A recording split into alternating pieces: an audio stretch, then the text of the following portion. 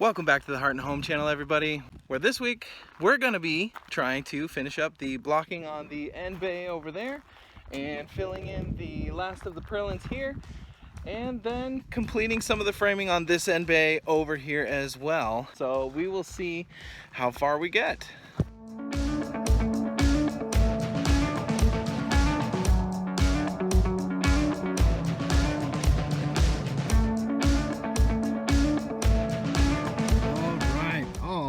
Of our purlins, the normal ones anyway, are complete. That feels super awesome to get checked off the list. I am a little bit tired of working up on the scaffolding super high right now, so this is a much welcomed break. And then the purlin that runs along the outside, or kind of on the outside anyway, and then the fascia board, but that feels pretty good. Oh, also, and then next up is the, well, I guess I'm not done working up high. I have to do the blocking in between here, and then all of the work, all of the framing work on the end bay there, and then some remaining framing work along the bottom cord on that end one. So still quite a bit to do left on the framing the roof, but it's coming along great.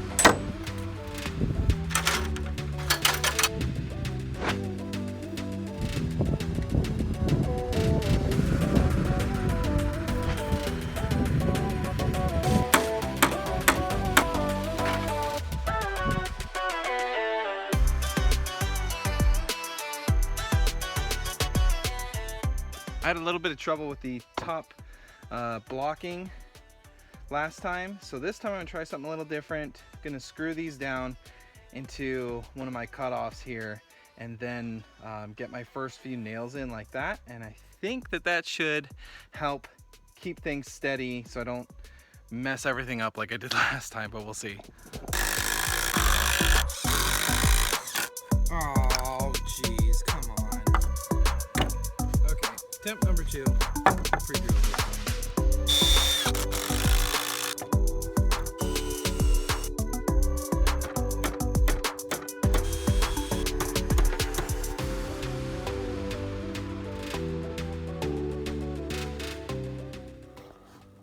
Okay, I had a tiny little mess up right up here earlier, and basically, I don't know if you can see it or not, but basically I put one end to the wrong line, so I no longer have enough space for nailing. So I'm just gonna put a little section of 2x4 up there real quick to give myself some more surface to nail to once I do trims and stuff, and that should be a good enough fix for that.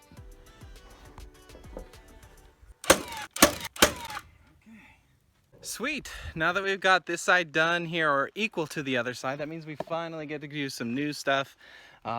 Basically need to fasten the truss to these posts here.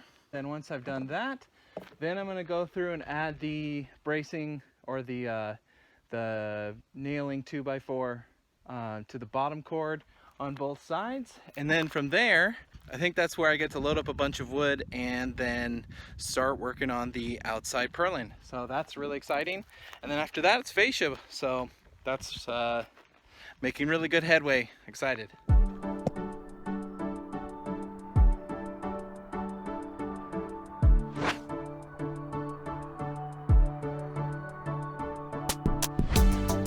Alright, so I looked at the roof again, and there's no way that I can get the blocking in on the ends before I put in the last purlin, just because there's not enough wood to nail to.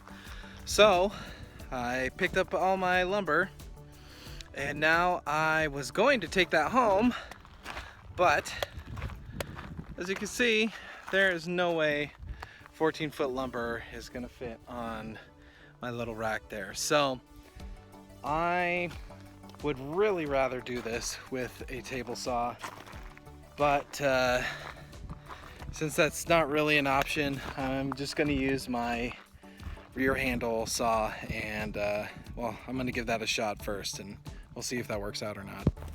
Okay, so here's the first fruits of this labor, and it turned out okay. I just went real slow with it, and yeah, it seems like that'll be a good option for me, as even me going slower is going to be significantly less trouble and time than me loading it up on the top of my car and trying to safely transport it back to where I have power. So I think this is going to be a good option. I'll spare you guys from watching me saw all of these cuts here, and I'll just see you on the other side. All right, today is the last day of the week. I'm going to be finishing up beveling the last bit of these boards here, and then we're going to be putting them up on here, and that's really exciting because those are the last of the purlins and the fascia board, and then we get to move on to squaring the roof and then insulation and sheet metal, and I am so excited for that, and that is going to be super duper fun. So let's get moving.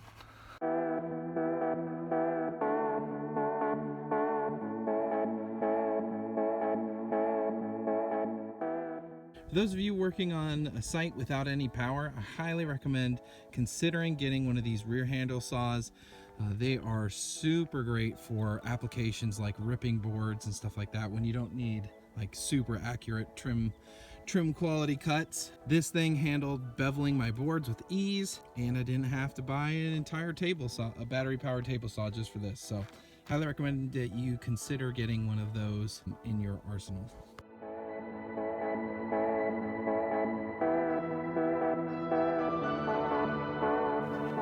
One of the hardest things about doing stuff yourself is not having someone on the other side of your board or whatever to hold it in place while you do your fasteners.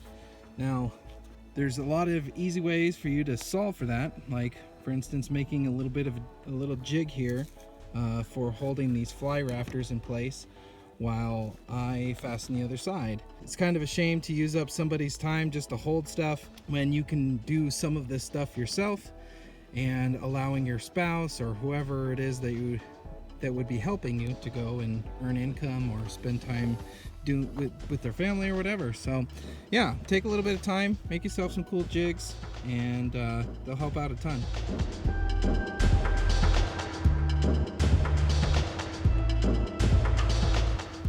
Great success.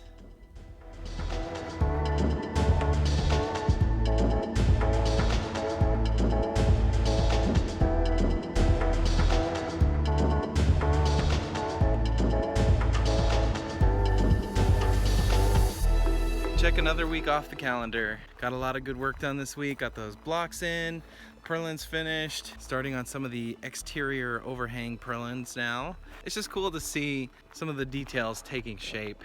This week has definitely been interesting. We're starting to feel some of the discomforts of this lifestyle, like not having as much cash for emergencies, like things like insurance, and we realized that we needed dental insurance, and that is another big expense that is going to make finishing our home challenging.